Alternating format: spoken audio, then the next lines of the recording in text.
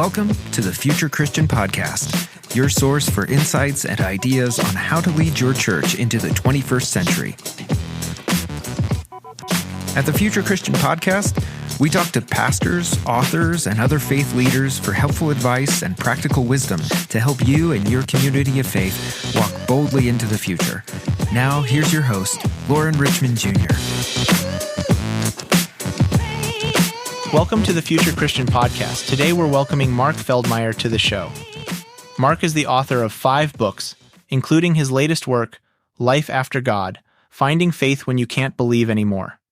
He has served on the adjunct faculty at Claremont School of Theology, where he has taught homiletics and has spoken at various conferences throughout the country on topics ranging from preaching, politics, and pop culture. He currently serves as lead pastor at St. Andrew United Methodist Church in Highlands Ranch, Colorado. Mark received his BA in Religious Studies from the University of California, Riverside, 1990, and his MDiv from Claremont School of Theology, 1993.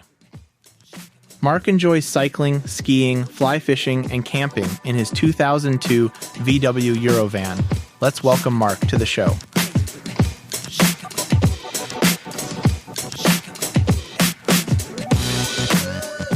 Hey, welcome to the Future Christian Podcast. Please be joined today by Reverend, I wasn't sure how I was supposed to introduce you, so I'll give you proper introductions. Reverend Mark Feldmeir. So thanks for being here. Thanks, Loren. It's great to be with you today. Appreciate it. Yeah. Glad to have you. So Mark and I are recording from our home confines. I was hoping to connect with Mark in person, but our metro area is actually getting hammered pretty good with a snowstorm, so we're recording remotely here. So I'm recording with kids and dogs at home. So hopefully we'll have a good recording here. But Mark, thanks so much for being here. Appreciate your time. And I'm looking forward to talking with you today. So you've been on the podcast before, but if you want to share just come out your background, your faith journey for listeners who are not familiar with you again.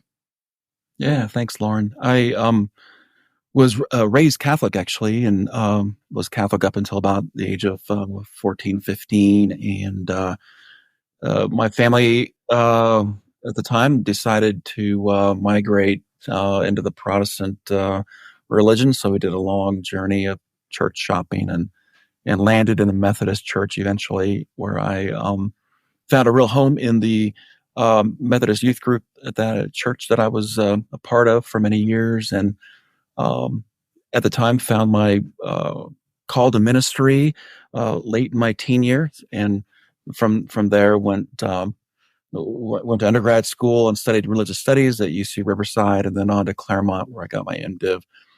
Since then, I've been pastoring a couple of churches. I did a new church plant in Southern California in Orange County, and then moved south from there and pastored a more traditional, older church for 8 years before moving to Denver in 2014, where I've been the senior pastor at St. Andrew United Methodist Church, just in the South Metro Denver area.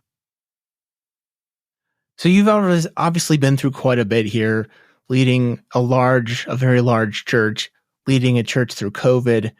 You've experienced obviously the highs and lows of mainline church with a new church, an old established church, and now a church that's quite large in mainline standards. What has sustained you? I mean, like, especially through COVID, what have you been doing lately just to kind of sustain yourself, or what was meaningful for you during COVID, especially?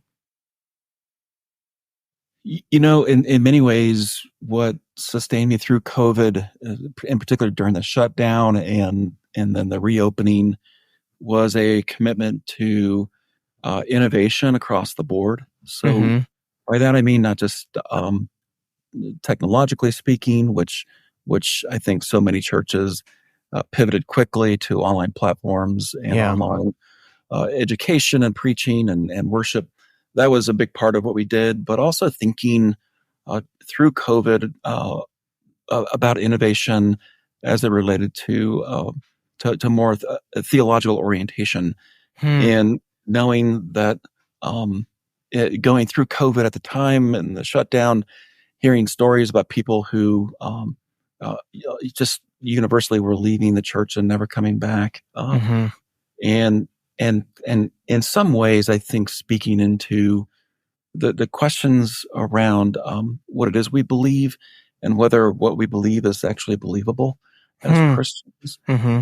And that led me to get more, I think, particular about my own theological articulation about some of the core doctrines and beliefs of classical traditional theism, if you will. How we talk about God, how we think about God, and led me to, I think, just greater clarity around what it is I believe and trying to find, I guess, new and braver ways to articulate that, uh, and that's what led to the most recent book that I published. Yeah, I was just gonna say, it sounds like that's some of what led to that. So we'll talk about that here in a second. But since I had you on, Mark, I just wanted to kind of hear some insights and learnings and kind of what's going on in your world and what you've been working on. Especially, I just, what is it, as we're recording this, March 14th. So this is, yesterday was right, the 4-year anniversary of that kind of first shutdown. I was listening to the radio, sports radio this week, and they're talking about March 11th.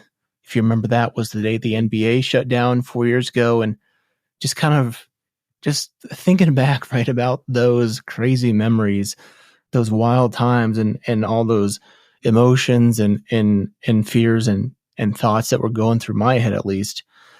So your church since COVID, I'm curious, just kind of like what's been going on in your world, and obviously in broadly speaking in the United Methodist or the Methodist world, right? Broadly speaking, there's been a lot going on. So I'm kind of just curious, like, what are some things you've been working on, some areas of impact, and then, what's your kind of take on the divisions within the Methodist world?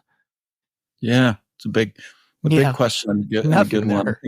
Locally, I think my congregation, St. Andrew, is experiencing what every local congregation is experiencing in a post-pandemic environment, which is a reallocation of resources, a realignment of staffing that's going to address the emerging needs of a post-COVID church, in particular around technology and reaching new audiences, and launching new platforms.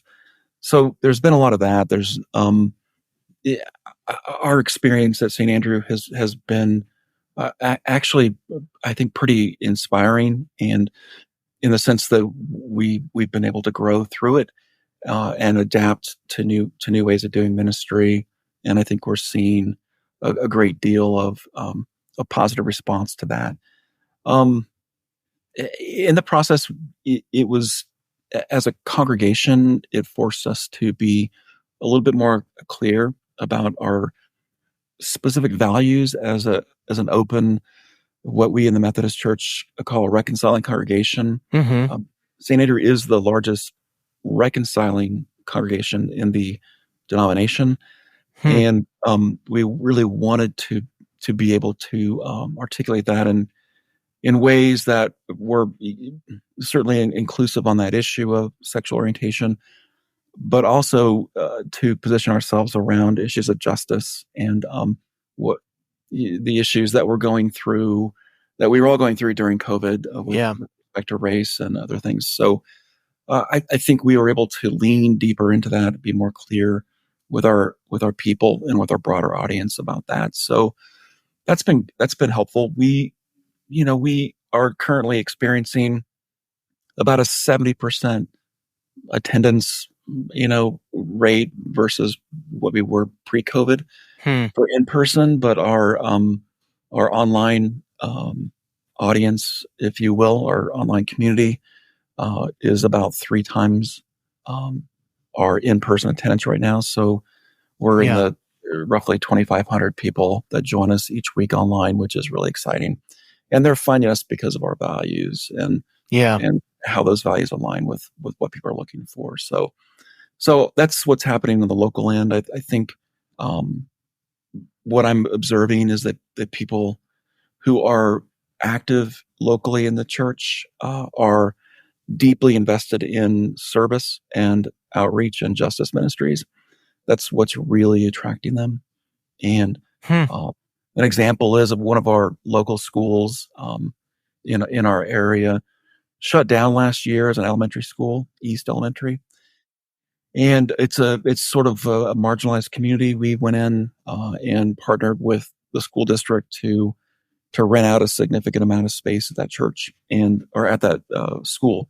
Mm-hmm. And we established a marketplace where families are able to come in and shop for food to feed their families and school supplies and Wow. clothing, and all that is at no charge for families to come in. Wow. And we've just seen an explosion of volunteers who Mm-hmm. really fill that space, and to the extent that when they're not serving, they are they're in Spanish classes to learn how to speak Spanish, and Wow. deeply invested. So that's one of the most inspiring things I think of the last year that's happened. Yeah. Drew, and I think the pandemic created that hunger to be more Mm-hmm. deeply engaged in the world. So on the denominational side, we the season, if you will, of disaffiliation. Yeah. That is to say, those churches that have left the denomination over the LGBTQ question. I think denomination-wise, we lost about 7,300 churches in the country. Not many beyond that on the global scale, but so we're a denomination that's a little bit smaller. We have roughly 22,000 congregations. Mm-hmm. And I was just at a gathering 2 weeks ago in Scottsdale with 100 of the largest churches, the pastors of those churches. And I think universally there's a sense of a desire to move forward and to think about how we can be more deeply engaged in the mission of the church and not be plagued by this ongoing division that's really 50 years old. So I'm not saying it's behind us, but I think there's a great sense that there's more consensus theologically and missionally about what we're up to. Mm-hmm. So for folks unfamiliar with the metro area, Mark's church is in Highlands Ranch, which, correct me if I'm wrong, Mark, but it's still pretty a redder community in an overall kind of blue metro area. So, and obviously by some of the things you mentioned, you're a church that might either identify or at least be identified as a church that's more on the left side theologically and maybe quote unquote politically. What are some of the ways that you've been able to engage with neighbors, community members? I imagine there's some who really appreciate what you're doing down there and some who are probably really against what you're doing. And I'm just curious, like, what thoughts do you have or what ministry endeavors have you thought about come the fall? Yeah, to your point, St. Andrew is certainly a socially and theologically progressive congregation, and unapologetically so. In a county, Douglas County, that is decidedly pretty red politically, and I think is dominated by a more evangelical theological orientation. So, as complicated as that sounds, it's actually the more and more we have leaned into who we are and our values and lived those out in our community, the more it's really helped us reach new people. It gives us a place to stand out from the crowd, and I think clearly represent the alternative to what is the norm around us. And I think not a week goes by that I don't have somebody emailing me saying, I want to make sure before I come to your church that you really are who you are, because I've been hurt so many times. And so that's been really, I think, just personally rewarding. Last summer, our church suffered significant vandalism, and that was the graffiti that impacted us was very much in opposition to our LGBTQ inclusion stance, and so a lot of references to scripture that about being a false prophet, and it was pretty harsh. Yeah. And instead of playing the victim, we decided we were going to wear that as a badge of honor and communicate to the congregation that this is what happens when you live out your vision. You get the attention of those who who are still on the journey, and we get to model what that looks like. So it's a really unusual congregation, and I'm really honored to be leading it right now. Yeah, what are you thinking about come fall? Obviously all pastors are going to have to tackle this one way or another, and I think many mainline pastors find themselves kind of mismatched with a congregation that leans more conservative than they do. So I'm just kind of curious, like what's been your thinking and what's your advice there? A couple of things. One, I think the preaching and teaching ministry, the church can really lean into the challenges that we're going to face as the election cycle heats up, and to really just name the tensions, name the struggles that people are going through around their kitchen tables with conversations with others that may disagree with them. I have been especially intrigued and attracted to the work of Marshall Goldberg, who late Marshall Goldberg, who has done so much work around nonviolent communication, and leading my executive team through some of his work to, I think, for us to lay the groundwork as leaders in our congregation around how to have conversations that are nonviolent, in ways that are honest and genuine and direct, candid, but are clear about what we're asking people to do when we're talking with them. So I think his work has been transformative, and certainly speaks into the times that we're in right now. So that's kind of where I'm leaning right now. As we get closer, I think I'm going to be more intuitive about what specifically we want to do in the fall, preaching wise. What I will say is the last book I wrote, House Divided, was really about political issues within a Christian conversation from a biblical perspective. I don't know that same approach for this election cycle is gonna speak into what people are feeling, because I'm not convinced that the issues are what's driving people right now in the conversations. I could be wrong, and maybe certainly immigration has been centered, abortion has been centered, but I just think the issues now are much bigger for people than single hot button issues. Yeah, that's interesting.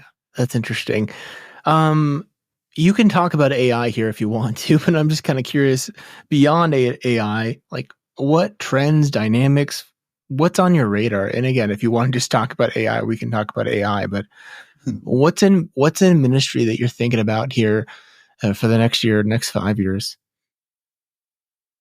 Yeah, I think like most churches right now, the question for us is really about how to reach people effectively.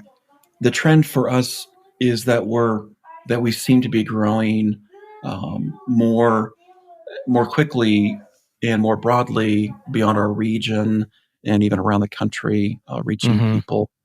And so most of our effort there has been trying to just sort of plumb the statistics about what's working and why people are finding us, how people are finding us, and trying to lead in that space that where the Christian, the gospel today still speaks into the current the current conversations that people are having outside the church. I think that's where we're headed. I mean, AI. I I'm still I'm still undecided on A, where that's going, and B, how to, if there's even a space and place for it in church. I have a lot of colleagues who seem to be using it somewhat effectively in terms of actually just some of the most this executing on some of the simple tasks of, hey, I need to write a letter on this my congregation. So I'll do an Easter offering letter and I'll use AI to get that out. So I think there are some efficiencies there. In terms of like preaching, I'm not quite sure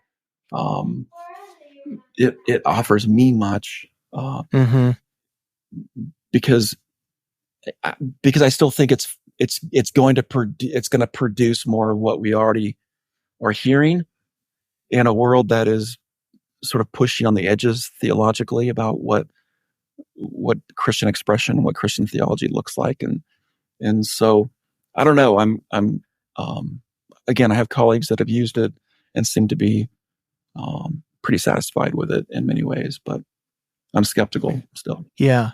Well, I'll say tomorrow I'm actually recording. We're recording a special AI episode, so I can't remember if that'll air before or after this. So, however you're listening to this, either look before or after. This will be right around it, and I may or may not use a voice cloned AI tool to use your introduction, to record your introduction for this episode.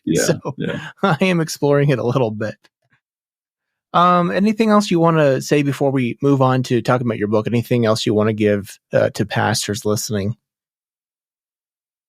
I mean, I think it's been helpful for me to talk with my colleagues about the fact that the old metrics don't work, and how do we communicate to our congregations who are used to seeing certain numbers in certain places, and to go beyond, I guess, what some would call the nickels and noses that we typically count, and that the metrics are changing. They have changed, and that with that comes the expectations that have to change. And so we've been having those conversations, and I think also I have learned personally the higher value of self-care, and how we pay attention to our emotional and spiritual and physical health, and just working on that personally has been pretty transformative. Yeah. Well, thanks for engaging that with me. So we're also having Mark on here to talk about his book, Life After God: Finding Faith When You Can't Believe Anymore. A book I read a few months ago, and I was just looking through it again in preparation for this conversation, and was really struck again by some quotes. But first of all, why don't you just kind of share like what kind of inspired the book and what made you want to write it? Yeah, it's these daily conversations that I have with folks, in particular, at least two that are most common. One is folks that are maybe in the third or even fourth season of their life. They've been Christians all their life. They've been churchgoers, and they've raised children in the church, and now their children seem to outright reject religion, Christianity, certainly church in particular. And their question is always the same, which is, how do I get them to come back? And like genuine grief over something that's so important to them as parents not being shared by their kids. And so, the book specifically, I think, addresses the question about how we think about God is very much relevant to why people may not be coming to church like they used to, or even believe like we would expect them to. And so the book addresses some of these common big doctrines, if you will, that seem to be so obstructive to and destructive, actually, to the Christian journey. So the big ones like omnipotence and omniscience and immutability and salvation and heaven and hell. Uh, Most of these are our classical theological orientations around those issues just are not satisfying to people anymore. They don't make sense. They're not believable. And yet they still feel this deep spiritual yearning. And they would even describe their lives as having spiritual experiences. So that's the one group. The other group is just those who come from a background of great trauma, the spiritual trauma in their lives, as a result of being a part of churches that are more rigid on some of the doctrines that we talk about in the book. So the book is really intended for those who are collectively looking for a new way of thinking about God. Yeah. Yeah, well, I guess I'll go back and forth on whether or not I'm of those audiences, but I'll just say, like, I want to read just kind of a few quotes here and kind of have you respond to them, just because, like I said, just preparing for this interview, these quotes kind of struck me in a beautiful way, and I want to just share them with our audience in hopes that I guess they'll go buy the book or maybe be ministered by you. But this is a long one, but since well, I'll read the summary. You write, the very things we want to escape are the same things God wants to reclaim. And I think that's a kind of a summary there, but it's a pretty beautiful, at least to me, a pretty beautiful image. So do you want to talk more about that? Yeah, there's the number of ways I could go. I think to frame it in the context of faith relying historically on this duality that says it's either this or that. It's either heaven or hell. It's either the body or the soul. It's either flesh or spirit. It's either good or it's bad, or right or wrong, or heaven and hell. So most of our Christian conversations are framed around this dualism that says it can't be both, or there's no and in between.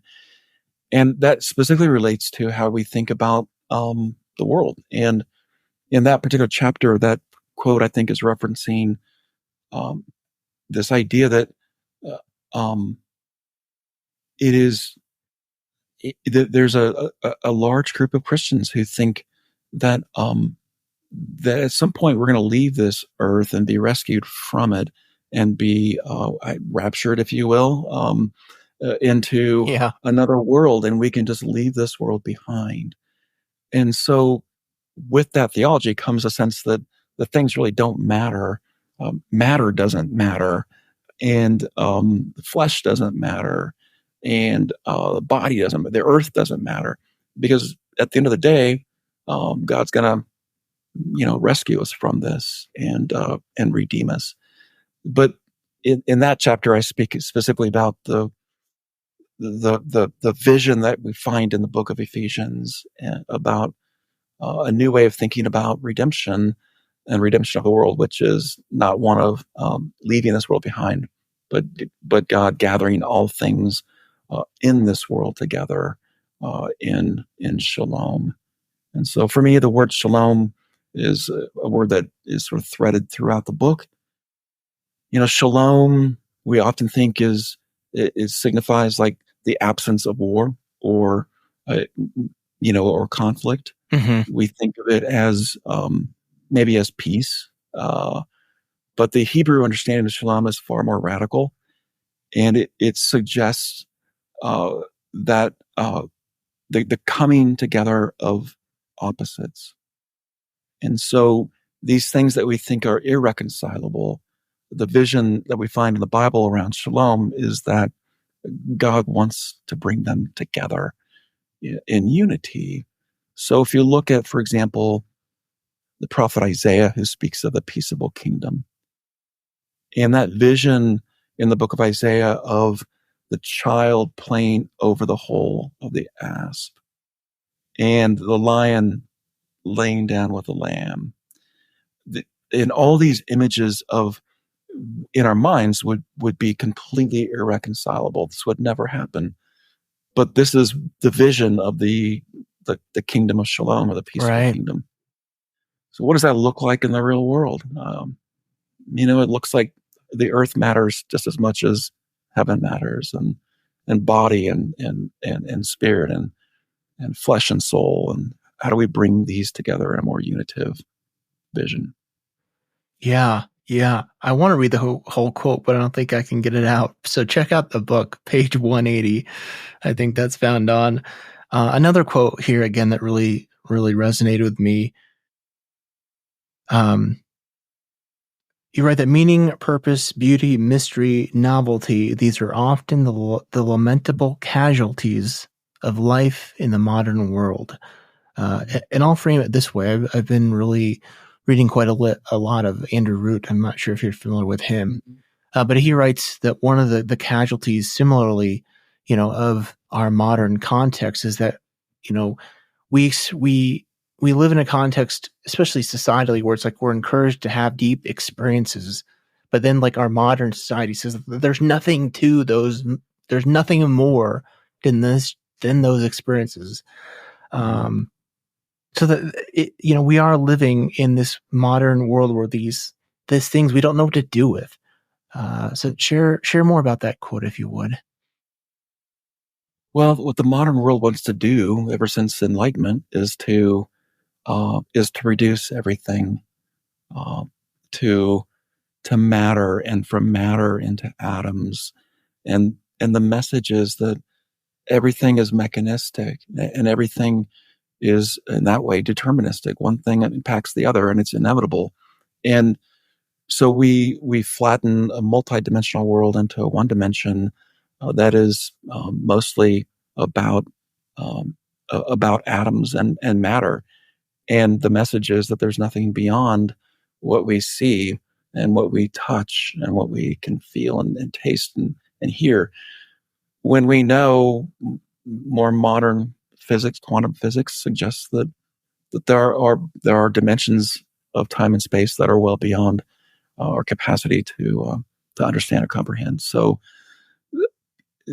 along the way, what happens is we surrender our experiences and even our appetite for transcendence, and everything that's important is in the now, and it's what we can see. And so I think what I'm seeing as a pastor is this deeper longing for transcendent experiences of the sacred in the ordinary world. And one example that I think applies to that is for the last 2 years, and I'll be doing it again this year, leading a group of people from my church to walk the Camino in Spain. Yeah.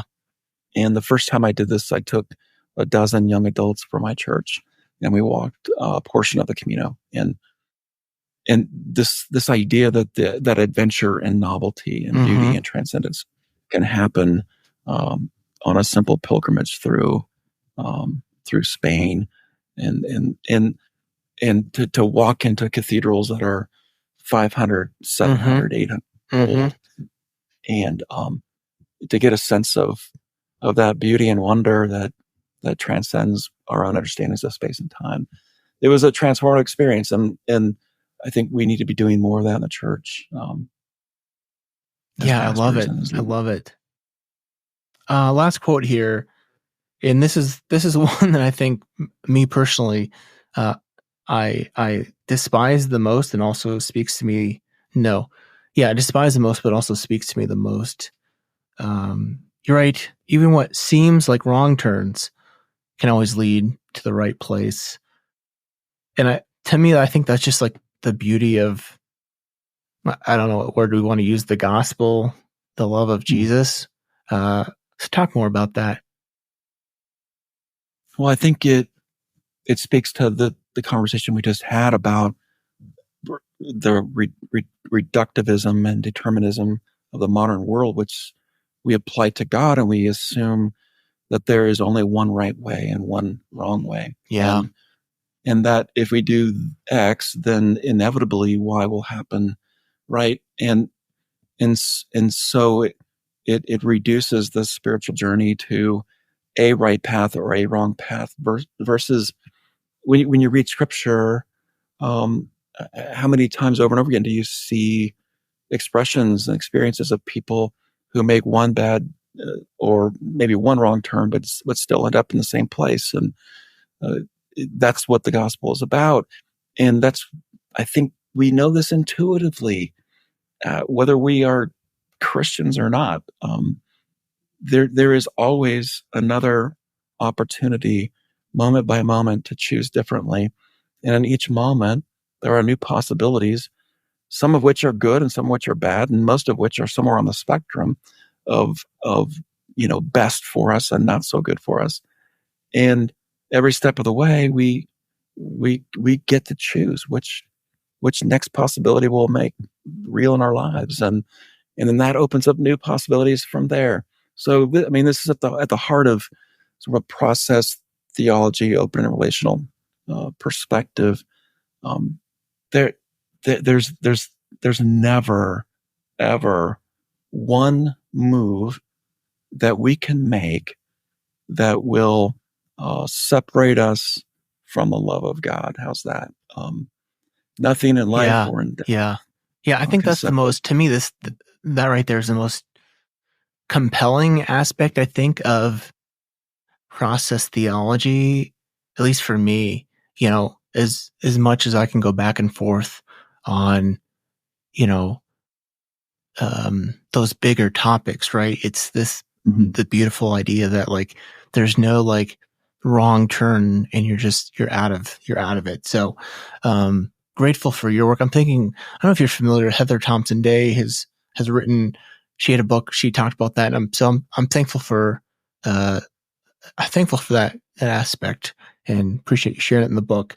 So the book is, again, Life After God, Finding Faith When You Can't Believe Anymore. Mark Feldmeir, should be available, right, wherever books are sold. Yeah. We're also, I also need to give you a plug here for the conferences coming up at your church here in April. Yeah. Do you want to say a little bit about those? Yeah, we've got a couple of conferences planned that we're working on with Tripp Fuller from Homebrewed Christianity and Tom Ord, who is doing some wonderful work in spaces around deconstruction and open and relational theology, a good friend of mine. So we're hosting two conferences. The first is just a conference specifically for pastors and preachers who want to explore new ways of thinking and preaching from an open and relational or process theology orientation, and understanding that the mode and the forms of preaching that are informed by process or open and relational theology are in many ways distinctive from forms that we might inherit from a classical theological orientation. So that is called Persuade, and that's a conference in April, and that'll be followed immediately by a 2-day conference that will be primarily led by Tripp Fuller and Tom Ord, called God After Deconstruction. And they've done one event in New Jersey. They'll be doing another one here in Denver, and we're going to host that at St. Andrew. So would love to have folks join us for that. Awesome. So I should be there. I'm fortunate to be able to attend those. So I'll look forward to connecting with you then in person, Mark, and then others who can attend. So let's just roll into these final questions, because like I said, I'm home with kids and running out of quietness, capacities. So you've answered these before, Mark. So if you want to take these, you're welcome to pass if you'd like. But anything you feel differently about maybe being Pope for day? Any new thoughts there? Yeah, I think, Loren, since my last visit with you on the podcast, I certainly two major events are happening in our world right now. One in Gaza and one in Ukraine. And if I were Pope for a day, I probably would leverage whatever authority I have to bring a ceasefire in Gaza and to condemn the acts of violence and war on Ukrainians and by the Russian government. And I think in some ways the current Pope has done that, especially on the Gaza side. I think more recently his comments about Ukraine waving the white flag, a little trouble. Yeah. So I would probably, and not to mention, let's just get it done in terms of ordination of women and allowing people to marry and all those other issues. So those are big, but it's a full day there, but an important day. A theologian or historical Christian figure you'd want to meet or bring back to life? Yeah. Somebody that has influenced me a great deal personally, David Rick Griffin, who was a process theologian who died about a year and a half ago. And David had a particularly strong influence on me in helping me see new ways of thinking about God. And while certainly I studied under him, to have him back in the world and to have conversations specifically about one of his last books was called James and Whitehead on the Afterlife. And David Ray Griffin sort of suggested in some way controversially that he believed in life after death, and gave maybe this is a book on his justification for why and how he could believe that. So it'd be great to have him come back and just check out to see if he was if he was right. Yeah, he's got some data there. What do you think history will remember from our time and place? Yeah. I love that question because you can either go super cynical on it or super hopeful. Yeah. And I'm inclined sometimes to go cynical. So let me say this, that maybe someday people will look back and say they finally figured out that that they could do something about climate change and the global issues that we're facing, and that they acted in time. How's that? And actually finally came around and changed their ways. I would hope.